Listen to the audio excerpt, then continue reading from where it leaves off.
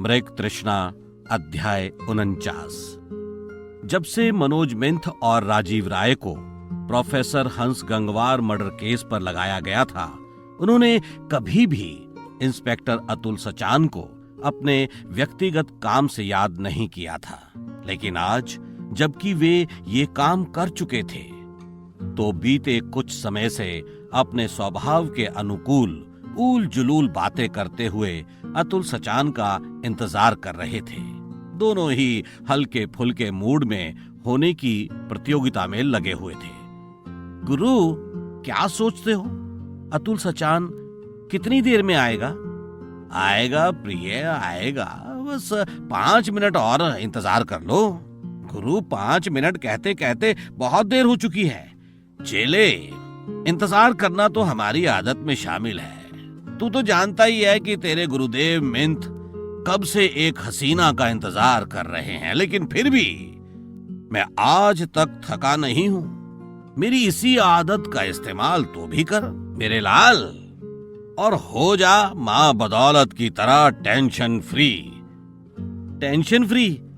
राजीव खिंचकर बोला, गुरु, जिसके साथ तुम्हारी जैसी चलती फिरती टेंशन रहती हो, वो टेंशन फ्री कैसे हो सकता है? तुम तो खुद टेंशन फ्री हो और मुझे बोर कर रहे हो। ए कुत्ते की खुजली वाली पूंछ के इकलौते बाल, तो मिंथ द ग्रेट का अपमान कर रहा है। गुरु, शांत हो जाओ ना। राजीव ने अपना सिर पकड़ लिया।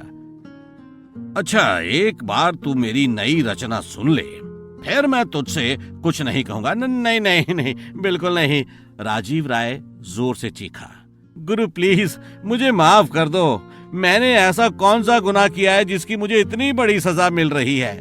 बिल्कुल नहीं चेले, तुम तो खुश नसीब हो। मेरी कविता तो सुन लो। देख, कविता में कितना गूढ़ रहस्य है, अनुप्रास अलंकार भी है। फिर मिंथ ने राजीव की प्रतिक्रिया का इंतजार किए बिना बोलना शुरू किया। लकड़ी की काठी, काठी का घोड़ा, घोड़े की दुम पर जो मारा हथौड़ा, दौड़ा दौड़ा घोड़ा दुम दबा के दौड़ा। कुछ समझ में आया? मिंथ ने पूछा। नहीं, कुछ समझ में नहीं आया और समझना भी नहीं है। राजीव सिर पकड़कर बैठ जाता है। चेले, तुम्हारी समझ में आएगा भी नहीं। ये बड़े बड़े लोगों की बातें हैं। बेहतर है समझ में ना आना बेहतर है, राजीव ने चिढ़कर कहा। अचानक घंटी की ट्रिन ट्रिन दोनों को चौंका देती है। मिंथ अपनी विशेष मुद्रा में फिर से बकवास शुरू कर देता है। ले, आ गया तेरा दीवाना। राजीव मिंथ की बातों पर ध्यान न देते हुए दरवाजा खोलता है। दरवाजे पर इंस्पेक्टर अतुल सचान खड़ा होता है। कुछ ही पलों बाद तीनों आमने सामने बैठे होते हैं। अतुल सचान, कुछ काम की बातें करनी है तुमसे। मिंथ के मूड में परिवर्तन आ चुका था। हाँ बताइए सर, आपने कैसे याद किया? मुझे तुम्हारे 2 साथियों की जरूरत है बस, या कुछ और भी? नहीं, इतना सा ही काम है। सर, मुझे फोन कर दिया होता। सचान, मैं चाहता हूं कि इसके बारे में हम तीनों के अतिरिक्त सिर्फ वही 2 लोग जान पाएं जो तुम हमें उपलब्ध करवाओगे। अतुल सचान, ऐसी बातें फोन पर नहीं होती। Oh sorry sir. साथी तो आपको मिल जाएंगे, लेकिन अचानक आपको क्या जरूरत आ पड़ी? निगरानी करवानी है। किसकी? डॉक्टर अवनीश चतुर्वेदी की। पर क्यों? क्यों से क्या मतलब? मिंथ ने पूछा। मैं कहना चाहता हूं सर कि डॉक्टर अवनीश चतुर्वेदी तो प्रोफेसर हंस गंगवार के सबसे अच्छे मित्र थे। इनकार कब और किसने किया है? इंस्पेक्टर अतुल सचान मिंथ के इन शब्दों को सुनकर हड़बड़ा सा गया, लेकिन फिर भी उसने संभल कर कहा, फिर ये निगरानी, किसी पर नजर रखने का ये तो मतलब नहीं होता कि वो अपराधी ही है। ओह, अतुल सचान बस यही कह पाता है। वो बात को आगे बढ़ाता है। सर, एक बात पूछ सकता हूं क्या? हाँ पूछो। डॉक्टर अवनीश चतुर्वेदी वही व्यक्ति हैं जिसकी उंगलियों के निशान दिव्या केसर के जिस्म पर पाए गए थे। हाँ, डॉक्टर अवनीश चतुर्वेदी वही व्यक्ति है। इंस्पेक्टर अतुल सचान चौंक कर रह गया। उसे अपने कानों पर विश्वास नहीं हो रहा था।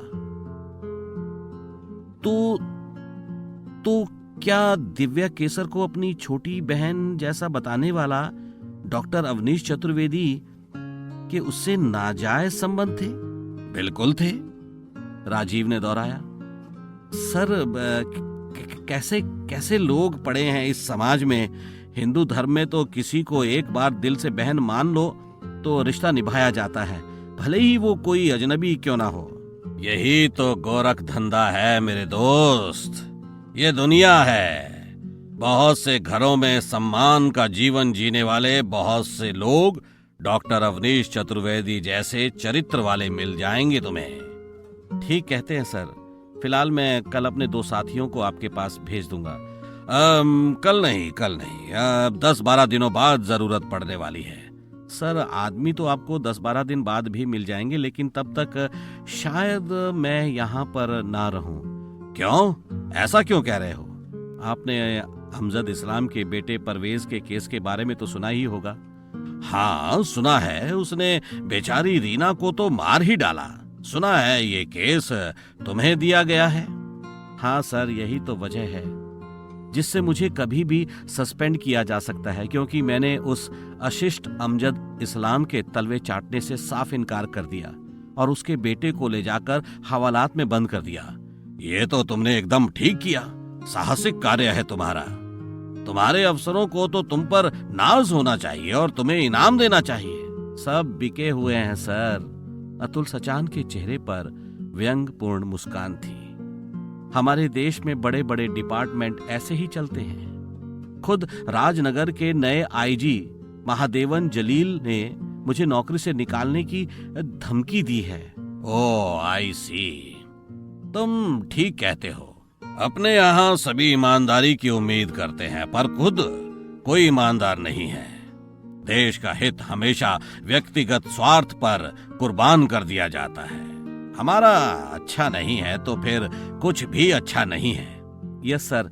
इतना ही नहीं सर, पूरा का पूरा विभाग उस 2 कौड़ी के मंत्री के आगे कुत्ते की तरह दुम हिलाता है, क्योंकि वो जनता से लूटे हुए पैसों की गड्डियां इन लोगों की तरफ फेंकता है।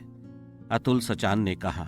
और कोई नहीं सोचता कि सांसद या विधायक बनने के बाद इसके पास ये कारू का खजाना कहां से आ गया। अपनी ही संपत्ति अर्थात पब्लिक मनी के लुटेरों को लोग सम्मान भी देते हैं और अपना मसीहा भी मानते हैं। मनोज मिंथ ने बात आगे पूरी की और फिर पूछा, वैसे केस की प्रगति क्या है? सर, आप खुद ही अनुमान लगा लीजिए कि ऐसे माहौल में केस की प्रगति क्या हो सकती है। झूठे गवाहों के आधार पर और हमारे सभी गवाह खरीदकर परवेज को गिरीश की हत्या के जुर्म में निर्दोष घोषित किया जा चुका है। अगली सुनवाई में रीना पर बात होगी। सर, कभी कभी तो लगता है कि खुद ही पुलिस की नौकरी छोड़ दो। नहीं अतुल सचान, ऐसा नहीं कहते। तुम जैसे चंद लोग ही तो हैं जिनके सहारे इस देश की संस्थाएं चल रही हैं। अन्यथा भ्रष्ट राजनीतिज्ञों, अफसरों और बिजनेसमैनों ने तो अपनी तरफ से कुछ छोड़ा ही नहीं है। और रिश्वतखोरी की तो औकात ही क्या, जो आम जनता इनसे डरे या इनके सामने अपराध करने से भी घबराए। इनका होना या ना होना बराबर है। वैसे तो अतुल सचान हमें किसी खास मिशन के लिए ही नियुक्त किया जाता है और दूसरी तरफ भटकने की इजाजत हमें बिल्कुल भी नहीं होती। लेकिन फिर भी इस केस में व्यक्तिगत स्तर पर तुम हमें अपने साथ ही समझो। तुम अकेले नहीं हो। Thank you sir. अंतिम शब्द कहने के साथ ही अतुल सचान वहां नहीं रुकता और आंधी तूफान की तरह वापस चला गया।